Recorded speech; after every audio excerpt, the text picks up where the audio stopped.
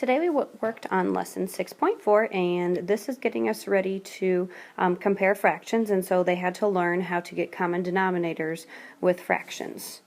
So my first example is the fraction 2/4 and 3/8, and I want them to have a common denominator so that I can compare them easier. So I'm going to be looking at the denominators and seeing what common factors they have. And I can tell that 4 and 8 both have a common factor of 8. So I want my denominator to have 8 in it. So I'm going to take my 2/4, and I need to ask, well, to get from 4 to 8, what am I multiplying by? And the kid should say 2. I'll say whatever we do to the bottom, we have to do to the top. And so we'll multiply that times 2, and that gets us 4/8. Then I can tell that my 3/8 already has the denominator of 8, and so I can compare them easier and say that 4/8 is greater than 3/8. But again, we're just looking to get the common denominator of 8 in this lesson. Another example, and a little bit harder, is 4/6 and 2/8.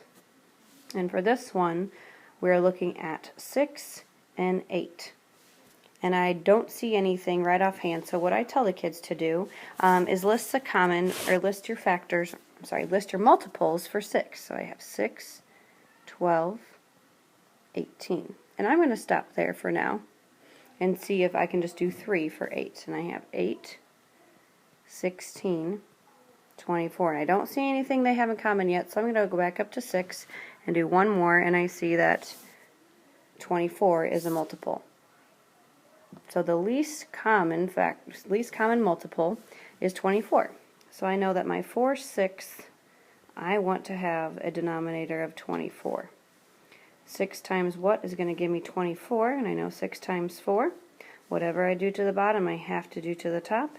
4 times 4 is 16. That's my first fraction.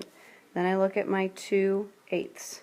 And again, I know I need the common denominator of 24. 8 times what gives me 24? 8 times 3. Whatever you do to the bottom, you have to do to the top. 2 times 3 is 6. So now I have 16 24ths and 6 24ths, and I can easily compare them now since they have the same denominator.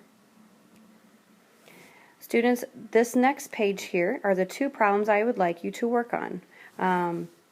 Please look at this one and see that you are looking at the 3 and the 4. Get a common denominator and make sure you adjust the numerator just like you did for the denominator. You have two problems to do. Bring them in tomorrow with any questions, and we'll go from there.